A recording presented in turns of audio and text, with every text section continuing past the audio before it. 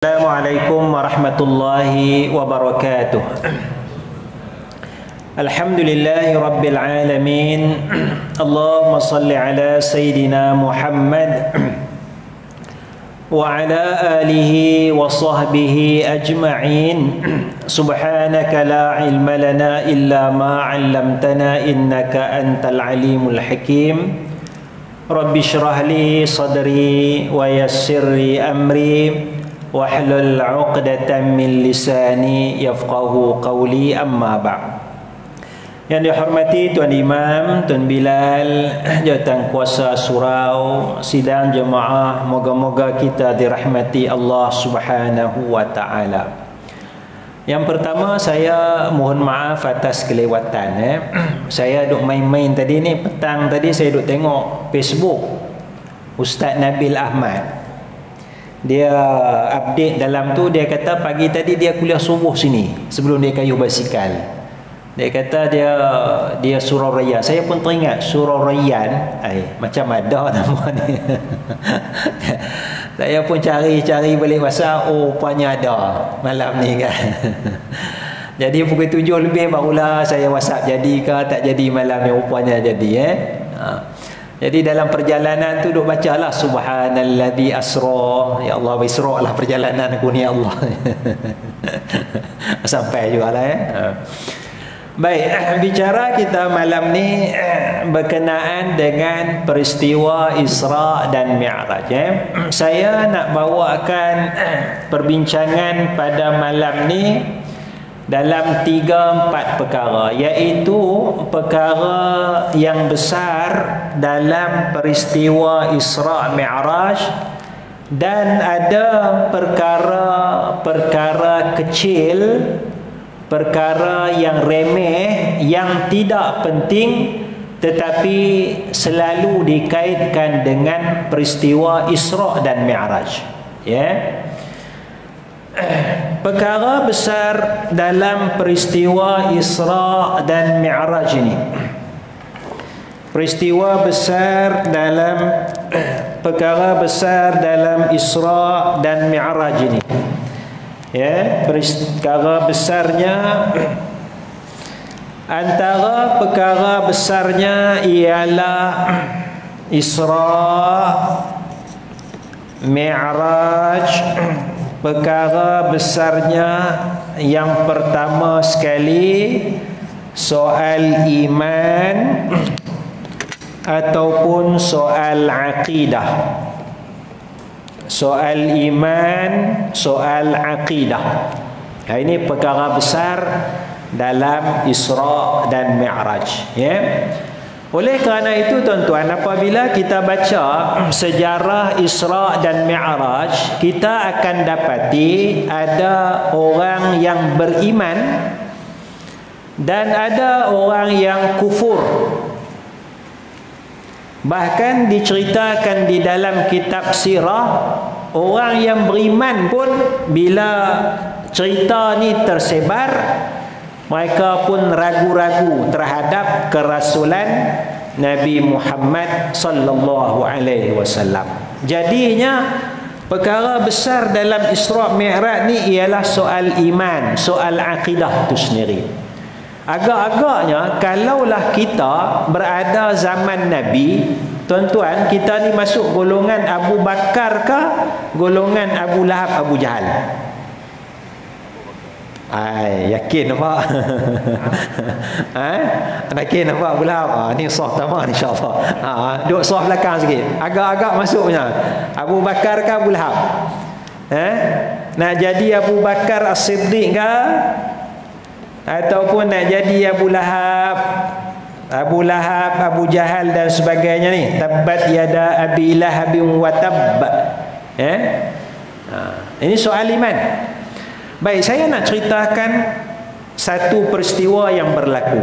Satu peristiwa yang berlaku kepada saya, yang saya nak sebut kisah ni sebagai peristiwa Isra yang berlaku kepada saya. Sama ada tuan-tuan masuk golongan Abu Bakar ke golongan Abu Lahab. Rumah saya tuan-tuan di Shah Alam. Allah. Rumah saya di Shah Alam. Dekat hospital Shah Alam tu rumah saya. Saya ada ceramah di Pulau Pinang, USM Pulau Pinang. Pukul 10 pagi.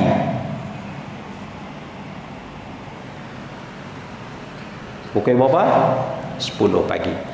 Saya pun bila subuh masuk, semayang subuh di rumah, tak sempat pergi surau dah. 6:30 pagi saya start enjin kereta. Hari yang sama, bukan hari yang lain, hari yang sama, tarikh yang sama. 6:30 pagi saya start enjin kereta, keluarkan kereta, pederah kereta ni, alhamdulillah saya sampai ke Penang, ke USM pukul 9:30 pagi. Saya bawa sendiri. 6:30 pagi saya bertolak, 9:30 pagi saya sampai di USM Pulau Pinang, minum-minum sikit, 10 pagi saya start ceramah saya. Ya. Kemudiannya bila habis ceramah pukul 12, 12:30 makan, pukul 2 petang saya pun naik kereta pula, pederah pula balik. Alhamdulillah saya sampai di rumah saya pukul 5:30 petang. Dia jam sikit waktu ni nak masuk Lembah Kelang tu, sangkut sikit. Alhamdulillah. Ya, 6:30, 9:30 berapa jam? 3 jam. Siapa orang Penang? Shah Alam, Pulau Pinang. Siapa golongan Abu Bakar? Percaya cerita saya ni? Tak ada. Siapa Abu Lahab? Angkat tangan. Siapa Abu Lahab? Ustaz tipu ni. Ada. Tak percaya? Tak percaya lah. Tak percaya. Ini baru Shah Alam Pulau Pinang. Nabi Muhammad Mekah, Palestin tu, Masjidil Haram, Masjid Aqsa tu. Macam mana orang nak percaya ni? Tuan-tuan tak percaya apa saya? Saya rasa tak pernah nipu. Asalnya tak pernah nipu, kan? Tak ada nipu. Tapi tuan-tuan tak percaya, Nabi Muhammad tak pernah menipu. Al-Amin. Ada beriman Muhammad ni betul. Tiba-tiba bila Nabi Muhammad bawa cerita Isra', tak bawa cerita Mi'raj leh, cerita Isra' je, mereka mula ragu-ragu kepada kerasulan Nabi Muhammad sallallahu alaihi wasallam. Tapi ini betul berlaku kepada saya. Saya bila berlaku kepada saya pun sangat yakin peristiwa Isra'. Sebelum tu yakin dah. Tapi bila berlaku kepada saya, Allahu Akbar, betul rupanya Isra' Mi'raj boleh berlaku. Boleh berlaku. Ya? Kenapa tuan-tuan tak percaya? Biasanya berapa jam? 4 jam. Ini hari kerja. Nak masuk Jambatan Pulau Pinang hari kerja ni. Saya bawa sendiri. 5 jam. 5 jam. 5 jam. Habis ceramah, tak ada rehat, terus balik. Kan? 3 jam setengah sampai. Jadi ini sesuatu yang agak mustahil lah. Ya, agak mustahil. Ya? Dalam masa lebih kurang 11 jam pergi balik ceramah sana. Ini sesuatu yang mustahil. Ya? Jadi saya yakin dalam Dewan Surau sini majoritinya Abu Lahab belakang. Baik. Macam mana Isra' berlaku? 6:30 pagi saya start enjin kereta. Saya pederah kereta saya pagi-pagi ni nak masuk Federal Highway dan sebagainya. Saya terus pergi ke airport Subang. Flight saya pukul 8.15 lebih kurang lah, 8.15 pagi. Jadi saya landing pukul 8 kot, lebih kurang lah pukul 8 gitu lah. 8 pagi. 8 pagi. Flight saya pukul 8 pagi. Jadi sampai Penang pukul 9, ambil tunggu keluar apa 9:30. Okey, percaya tak sekarang ni? Percaya tak? Semua Abu Bakar lah kan? Abu Bakar sedih. Pasal apa percaya?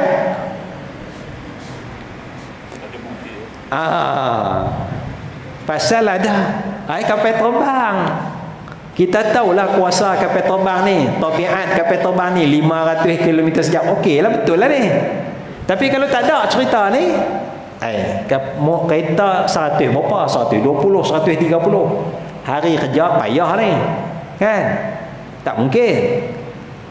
Tapi bila kita tengok, ni okeylah, munasabah lah.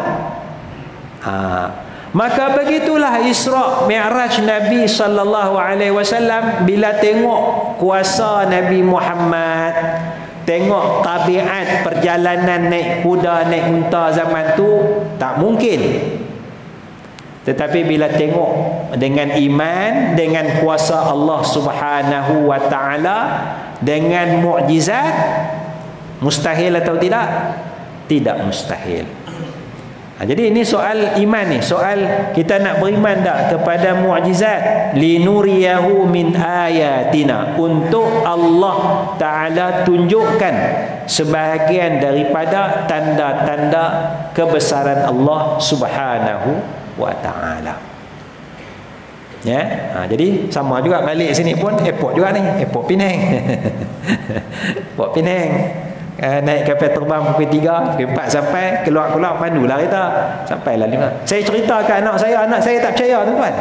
Dia kata mana boleh sampai Penang pergi balik dia, tak mungkin dia kata. Sebab anak saya bila nak balik Kedah, saya orang Kedah, Shah Alam Kedah, Penang pun 6 jam 7 jam. Anak kan berhenti kencing lah apalah. Tak mungkin dia kata. Saya tak cerita saya naik kapal terbang ni. Kan 3-4 hari saya duduk jajar cerita tu. Lepas saya kata kapal terbang baru dia percaya. Kan? Begitulah keadaan kita. Jadi Isra' Mi'raj ni kita nak tengok soal iman, soal akidah. Lebih-lebih lagi dalam zaman sekarang ni, cabaran iman, cabaran akidah. Cabaran iman, cabaran akidah. Kadang-kadang cabaran iman tu dia datang dalam bentuk yang halus. Dalam bentuk yang halus. Tadi saya dengar satu ceramah tu pendek, dia sebut masalah, dia bercara masalah Tuhan, Muhammad, Tuhan, Allah, Muhammad dan sebagainya. Ini satu pahaman yang bahaya, satu pahaman yang sesat, satu pahaman yang nak mempertuhankan Nabi Muhammad sallallahu alaihi wasallam. Apa hujah dia? Dia hujah, dia kata baju. Saya ni pakai baju ke pakai kain? Jubah ke kain? Jubah. Jubah ni daripada apa? Kain. Jadi saya pakai jubah ke pakai kain? Kain jubah. Jadi tengok sini jubah. Tengok sini jubah. Tengok tembus dalam sikit, jubah ni asalnya kain. Muhammad, tengok sini, dia makan, dia minum, dia tidur, lena, dia manusia. Tengok dia boleh tahu perkara ghaib ni, dia Tuhan, dia Allah. Nampak? Ni jubah. Nampak tuan-tuan baik-baik. Tapi tengok tepi, oh ni kain. Jadi ada dua sifat. Sifat jubah ada, sifat kain ada. Muhammad ni pun manusia pun dialah Allah. Nampak tak sesat tu? Nampak tak? Nampak Yang cakap tu pakai kepiah, pakai songkok. Cakap soal Tuhan, ketuhanan, nampak bagus. Tapi sesat, boleh jadi kafir. Kerana apa? Menyatakan Muhammad tu Tuhan. Kerana Allah berfirman, laqad kafaral ladzina qalu innallaha huwal masih ibn Maryam. Telah kafirlah orang yang berkata bahawa Allah adalah Isa, Isa adalah Allah. Siapa yang kata Allah tu Isa, Isa tu Allah, kafir. Pasal menisbahkan ketuhanan kepada makhluk, iaitu Nabi Isa. Sekarang menisbahkan ketuhanan kepada Nabi Muhammad. Nabi Muhammad tu makhluk. Wala. Kufur. Kufur. Tapi kalau tengok cara dia, memang cara iman tinggi. Kita ni tak ada. Kita ni jangan kata ada. Siapa kata ada, syirik. Pasal Allah je ada, kita tak ada. Letih tuan-tuan, pening pahala. Tuan-tuan ada ke tak ada? Syirik tuan-tuan ni. Allah tak ampun. Dia punya faham adalah. Allah ada cara Allah, kita ada cara kita. Kita dulu tak ada, sekarang Allah ada kan? Adalah. Dia nak bawa fahaman kita ni tak ada. Allah je yang ada. Islam tak suruh macam tu. Nabi Muhammad tak ajar macam tu. Ya, ini orang yang hawa nafsu, syaitan, dia nak bagi pening agama kita. Ya, nak bagi pening agama kita. Jadi rasa hebat dan sebagainya. Ini semua awliya syaitan, wali-wali syaitan, pembantu-pembantu syaitan nak merosakkan agama kita. Jadi sebab itu kita kena ambil dasar-dasar sifat-sifat yang ada dalam Quran. Sifat dalam Quran senang. Ittaqullah, bertakwalah kepada Allah. Senang. Semayang bagi khusyuk, senang. Senang konsep nak bagi khusyuk tu susahlah. Tapi mudah faham. Kan? Wabil walidaini ihsana, buat baiklah kepada kedua ibu bapa. Senang. Kan? Innallaha yuhibbut tawwabin, Allah kasih kepada orang bertaubat. Faham? Oh, taubat senang. Innallaha yuhibbul muhsinin, Allah kasih orang buat baik. Senang faham. Tapi dengar orang ajaran sesat macam ni, kita jadi agama kita jadi susah. Agama kita jadi susah. Jadi kita jaga akidah kita, jaga jangan sampai sesat, bahkan jangan sampai kufur kepada Allah Subhanahu wa taala. Jadi ada dua ajaran. Satu ajaran tadi tu dari Kelantan, orang dia Kelantan yang sebut pakaian ni Allah tu macam Muhammad, Muhammad tu Allah. Satu lagi Sihak tu yang kata Muhammad adalah Allah, tu dari Johor kan. Nah, itu semua sesat, bahkan kita bimbang kufur, kafir kepada Allah Subhanahu wa taala. Jadi ini perkara besar yang pertama, soal iman. Soal iman. Perkara besar yang kedua yang dikaitkan dengan peristiwa Isra dan Mi'raj, antaranya ialah masalah salat, as-salah.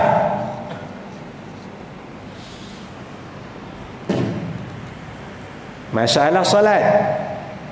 Sehingga dalam riwayat cerita Nabi turun, jumpa Nabi Musa, Allah memfardukan salat.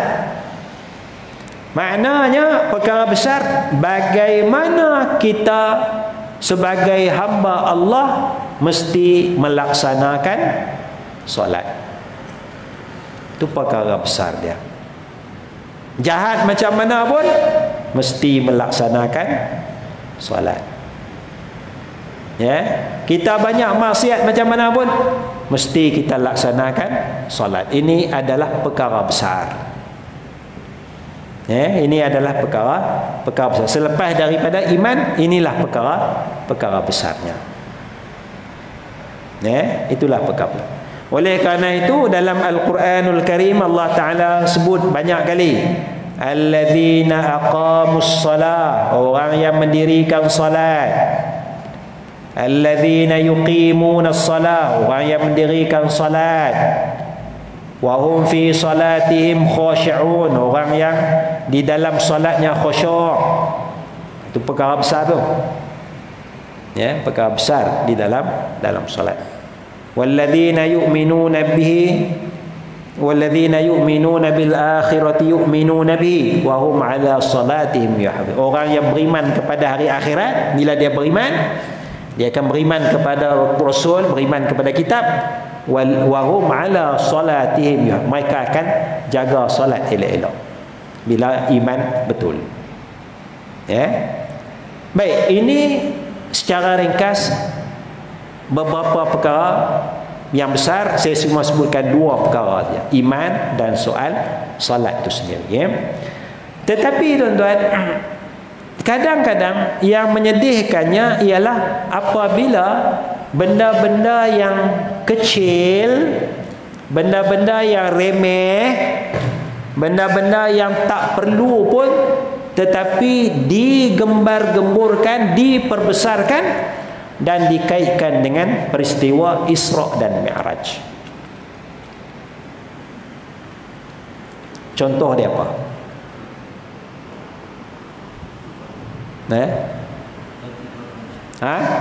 Batu terapung. Batu terapung. Batu terapung. Adalah cerita tu, batu terapung di Baitul Maqdis tu ada cerita. Orang tua saya pun cerita, dia kata batu pun terapung dah.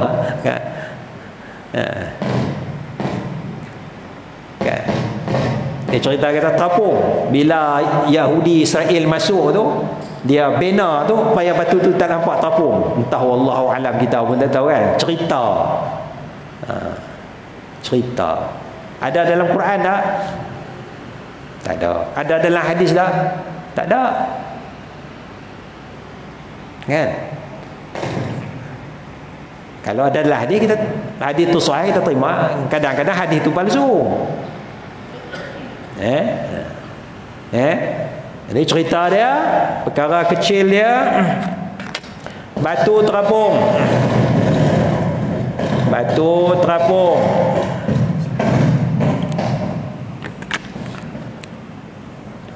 Batu terapung. Contoh. Contoh yang lain, capal. Capal Nabi sallallahu alaihi wasallam.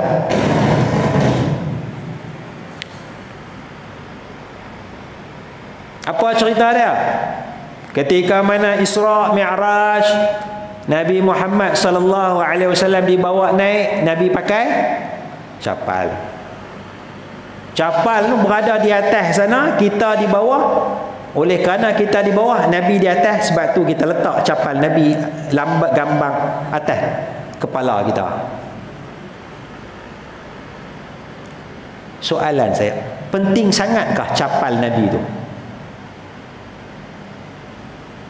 Tuan-tuan nak rasa penting ke tak penting?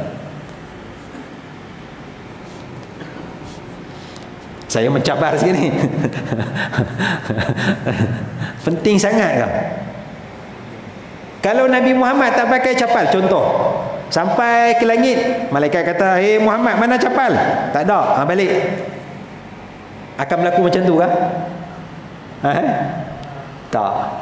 Maknanya penting ke tak penting? Tak penting pun. Kalau Nabi Muhammad tak pakai capal, buat jalan je lah. Naik terus naik. Pasal tak penting pun.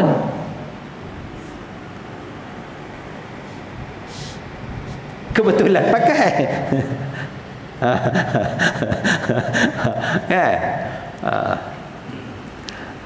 Dulu kan kita buat surau kita kan. Surau dulu kan ada capal Nabi tu. Capal Nabi tu. Macam mana design dia tu? Surau kita pun capal lah. Kan? Surau kat toilet dulu kan. Sekarang tak ada lah. Sekarang sebelum Jepun balik. Dulu ada. Nak pakai pun susah, nak berjalan pun susah. Pasal dia tak stabil, susah sikit. Kan?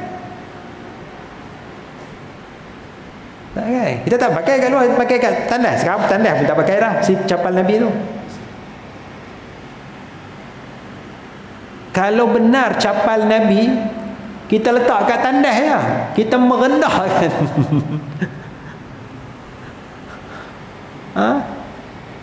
Contoh. Baik. Benarkah ini bentuk capal Nabi? Pasal apa tak benar? Tak tahu. Memang ada dikatakan ulama tulis, tapi betulkah itu bentuk capal Nabi?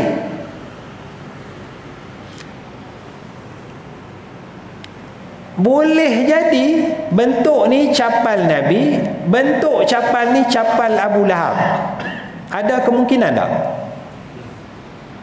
Ada kemungkinan tak? Pasal apa tuan kata kemungkinan? Kita tak tahu. Kita tak tahu sumber mana. Baik. Capal banyak, selipar banyak. Ada tak yang sama? Kat luar sana ada tak? Pasal apa sama? Kelang sama. Jawapan dia kelang yang sama. Kita tak ada siapa pun buat sendiri. Ya. Tak ada siapa pun beli kat kedai lah.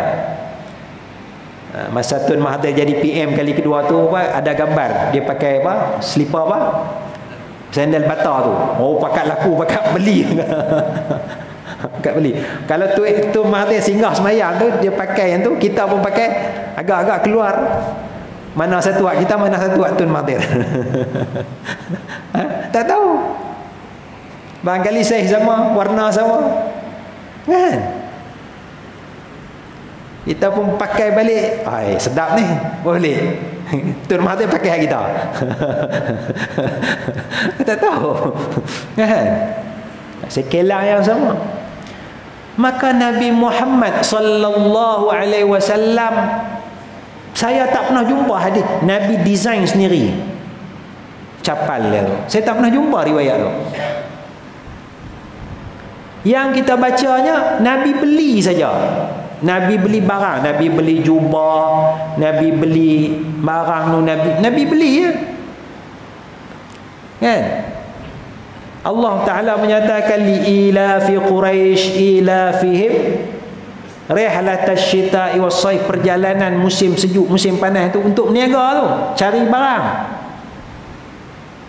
Nabi Muhammad pun berniaga. Bawa barang ni, beli barang sana, bawa balik ke Mekah, niaga. Kan Nabi buat sendiri. Cerita dalam Syama'il, Nabi beli jubah Yaman, Nabi beli jubah Rom. Jadi sama tak jubah Nabi dengan jubah sahabat? Sama je. Boleh jadi sama tak jubah Nabi dengan jubah Abdullah bin Ubay bin Salul, ketua orang munafik? Sama aja. Jadi boleh jadi sifat, bentuk sifat Nabi boleh jadi sifat bentuk sifat Abu Lahab. Jadi kita duk pakai atas kepala tu. Bukan kita tak boleh pakai, boleh. Saya pun pakai juga, ada juga satu kopiah capal tu ada juga. Tapi nak besar-besarkan sangat ni, ya Allah, selipar Nabi capal ni. Ya, sampai sehingga ada orang, satu syekh tu dia kata, kalau pakai kepiah ada capal ni, tak boleh bawa masuk tandas. Nak masuk tandas kena letak kat luar. Pasal apa? Oh, lambang capal Nabi, jangan bawa masuk tandas. Tak bagi masuk. Tak bagi masuk. Selipar tandas kita dulu ni memang capal. Dia punya membesarkan tu, walhal tak ada apa pun, tak apa pun. Ini contoh benda kecil tapi diperbesarkan, ya. Contoh yang lain, ya. Ada fadilah apa tak? Tak ada fadilah. Ada pahala tak? Tak ada. Tak ada apa, kan? Kepiah macam ni sama aja. Kepiah ni sama aja. Kan? Sama aja. Apa lagi? Contoh yang lain. Ha? Apa? Gelang apa tu? Malaikat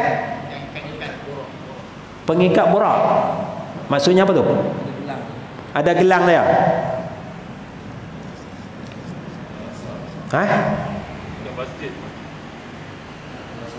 Masjid Al-Aqsa di gelang. Gelang apa tu? Ikat borak. Gelang ikat borak tu. Yalah, ada lah ikat, kan? Mana kita tak tahu dah tempat tu. Tak penting mana pun. Sebab dia tak memberi kekuatan kepada iman kita. Dia tak memberi impak kemajuan pun kepada agama Islam.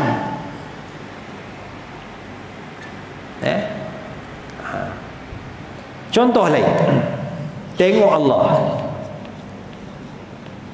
dibicarakan.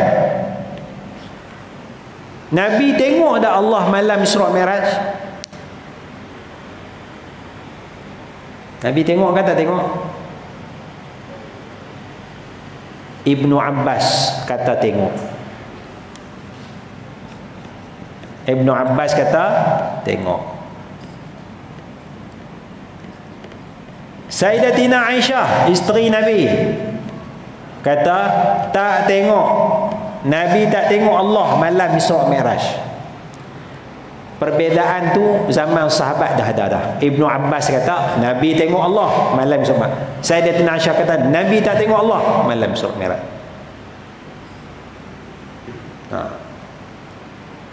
Atas pandangan tengok ni pula, Nabi tengok di mana ni? Di mana Nabi tengok? Di mana? Allah di mana pula? Penting sangat ke? Penting sangat ke? Dalam Quran Allah menyatakan wujuhun yawma idzin nadhirah ila rabbiha nazirah. Muka berceri-seri pada hari akhirat nanti kepada Tuhan mereka melihat. Allah tunggu takat tu ya, setakat tu melihat kepada Allah. Ila rabbiha, kepada Tuhannya, naziratun, melihat. Macam mana? Allah tak cerita. Di mana? Allah tak cerita. Pasal apa? Pasal tak penting pun. Jadi kita beriman, tengok dah, tak usah dalam-dalam. Kan? Yang penting masuk syurga. Masuk syurga. Lepas masuk syurga kita bincang lah macam mana kita nak tengok Allah ni. Syurga tak masuk lagi, duk bincang dah. Kita nak tengok Allah ni macam mana ni. Kita pakai mata ke pakai teropong ke?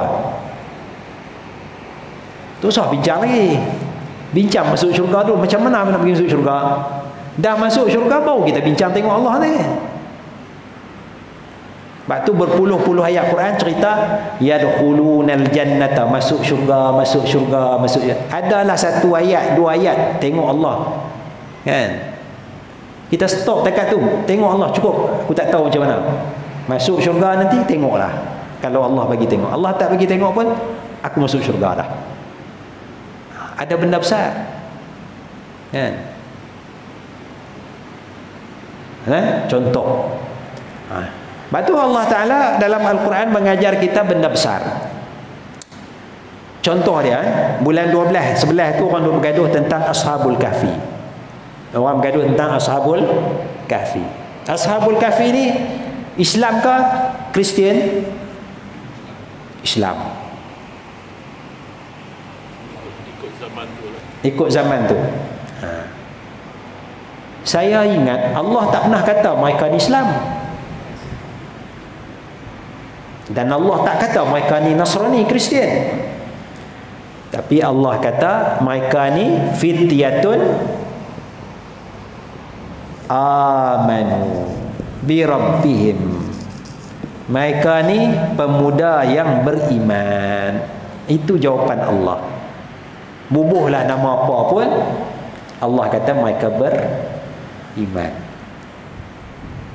Allah dah bagi jawapan dah. Innahum fityatun amanu bi rabbihim wa zidnahum huda. Kami tambah lagi hidayah kepada mereka. Nama tak penting. Sifat beriman. Nama bubuhlah nama apa pun. Kan?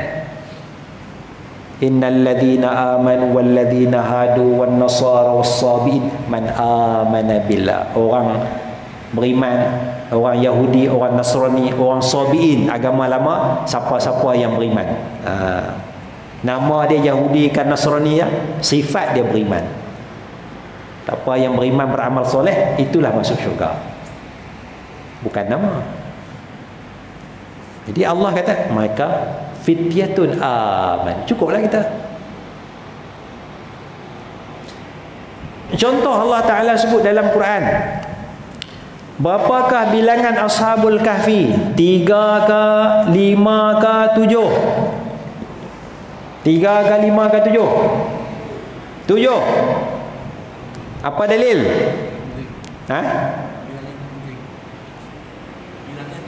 Bilangan tak penting. Kerana Allah kata qul rabbi a'lamu bi'iddatihim. Allah lebih tahu bilangan mereka. Bila bincang 3 ke 5 ke 7 ke, jawapan Allah kata, qul, katakanlah wahai Nabi Muhammad, Rabbi, Tuhanku, a'lam, lebih mengetahui, bi'iddatihim, tentang bilangan mereka. Dah kalau Allah tahu, memang Allah tahu. Kenapa Allah tak tahu? Apa kepentingan kepada iman kita? Apa kepentingan kita tahu bilangan Ashabul Kahfi kepada kemajuan Islam? Tak ada apa pun. Jadi Allah mengajar kita fokus kepada benda besar. Benda besarnya mereka ni beriman. Bagaimana mereka jaga iman? Benda kecilnya 3 ke 5 ke 7. Kita azan dulu kah? Kita turun kah? Kita azan dulu. Lepas azan kita sambung 7 minit, 8 minit, kita isi semayang. Allahumma salli ala Muhammad.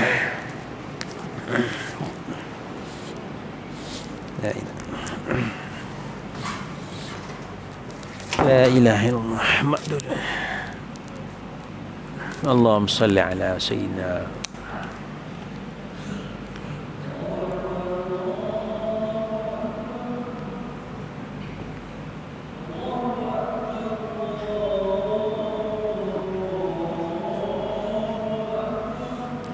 Allah berlaba.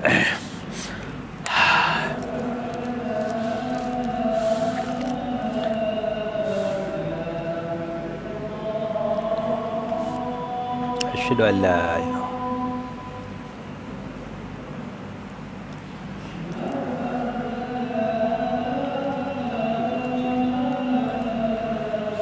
Allahumma salli ala Muhammad.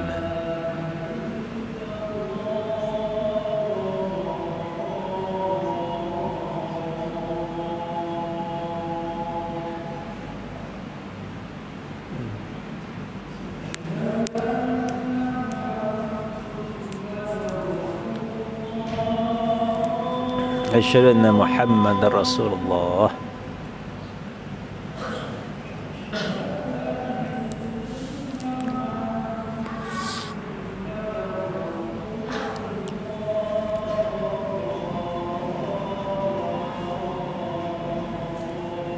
Asyhadu anna Muhammadar Rasulullah.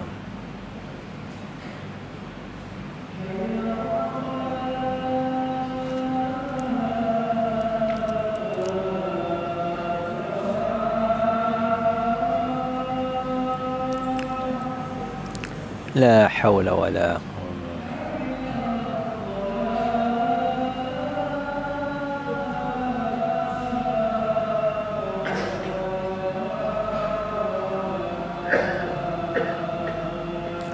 لا حول ولا قوة إلا بالله.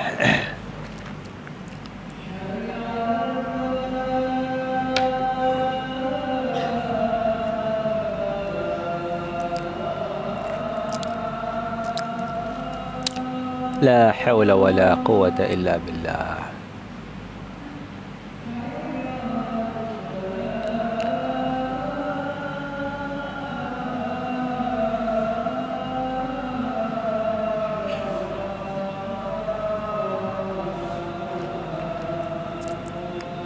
لا حول ولا قوة إلا بالله.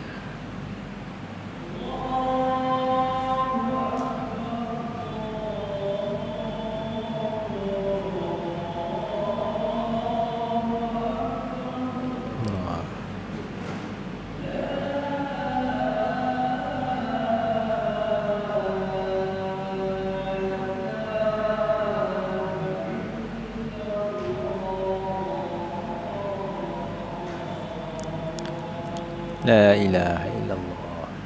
اللهم صل على سيدنا اللهم رب العزة والتامة يا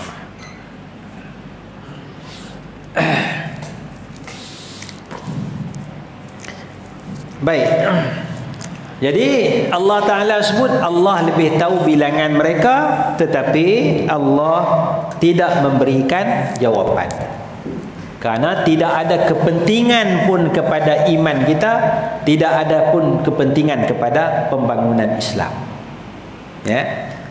Kemudian Allah kata lagi, ma ya'lamuhum, tidak mengetahui tentang mereka, illa qalil, melainkan sikit sangat orang yang tahu. Ini bilangan. Ini peristiwa ke apa ke, asal kampung mana ke, nama mereka ke, anjing nama apa ke, tak ada siapa tahu. Cuma dalam kitab dia kata anjing tu nama Qitmir. Tak apalah kita, kan yang penting mana pun bubuh bila kan, tak ada masalah. Tak tahu makna tak tahu. Tak lagi bubuh nama cucu Qitmir. Allahu Akbar. Tak ada siapa tahu. Okey. Jadi bila tak tahu, Allah kata janganlah bergaduh. Fala tumari, jangan bergaduh, jangan bertengkar, jangan duk bincang dalam-dalam. Allah dah bagi panduan, jangan bergaduh, kerana tak ada siapa tahu. Allah nak suruh ni ambil pengajaran ni, bukan nak suruh kaji dalam-dalam. Kan? Cerita Fir'aun pun macam tu juga, ambil pengajaran kesombongan dia. Kan? Qarun pun bagaimana dia takabur kepada Allah dan sebagainya. Dia rasa dia dapat kaya tu dengan usaha dia, tak ada Tuhan dah. So ambil pengajaran, bukan nak cari tahu bila dan sebagainya. Itu biarlah ahli arkeologi lah kaji. Kita ni ambil ibrah, ambil pengajaran. Jangan bergaduh. Kecuali kalau nak bergaduh juga, illa mira'an zahira, kecuali sekadar bergaduh yang ringan-ringan. Maknanya takat sembang kedai kopi boleh lah. Takat sembang kedai kopi habis, dia tarik segelas mi sepinggan cukup lah. Hang kata berapa? 70 Ashabul Kahfi. Hai, Tok Guru kan kata 700. Tak apa lah, ikut suka lah. 70 ke 700 tak apa. Rosak ada iman kalau yang cokok 70. Rosak ada iman Ashabul Kahfi 700 orang. Rosak ada iman? Tak rosak pun. 7,000 ikut suka lah. 7,000 tak apa. Ya, tak penting pun pada iman kita. Pasal Allah tak bagi jawapan. Allah tahu. Jawapan sebenar, wallahu a'lam. Serah pada Allah. Orang nak kata silakan ya. Jadi sekadar sembang kedai kopi boleh lah. Sekadar lagi nak jalan balik. Berapa Ashabul Kahfi? Ashabul Kahfi kampung mana? Sembang tu. Sampai bangunan dah kawan bilang dah cukup lah. Esok jumpa balik sembahyang subuh. Sembang macam tu boleh lah. Mira'an zahira. Kemudian Allah kata wala tastafti, jangan minta fatwa kepada siapa-siapa pun. Jangan minta pendapat, jangan minta pandangan siapa-siapa pun tentang Ashabul Kahfi. Tak ada siapa tahu. Ada soalan lagi nak tanya tentang Ashabul Kahfi? Tak mau tanya? Pasal apa tak mau tanya? Faham. Pasal ada tanya? Kenapa dicetuskan? Apa dia? Kenapa dicetuskan? Cetuskan. Cerita ni, kisah ni. Mana insiden yang berlaku bulan 11, 12 hari tu kah? Yang tu okey, bagulah tanya. Yang tu kena kaji balik tu. Muncul tak tanya pasal mereka. Kalau tanya pasal mereka, saya nak lupa ni. Allah kata jangan tanya. Wala atas jangan tanya. Tanya peristiwa pasal ini tak apalah. Itu adalah insiden-insiden yang berlaku tu. Tak apalah insiden tu, silap cakap ke apa ke. Silap cakap Ashabul Kahfi Kristian ke, itu boleh jadi aset dakwah. Guna model dakwah. Jumpa kawan-kawan Kristian, Ashabul Kahfi Kristian macam mana? Aset modal dakwah. Kalau kita cerdik, jumpa kawan Kristian sembang. Ni kita tak cerdik, kita duk pergi balah, gaduh sama kita. Nampak tak? Apa-apa pun twist kan, jadi modal dakwah.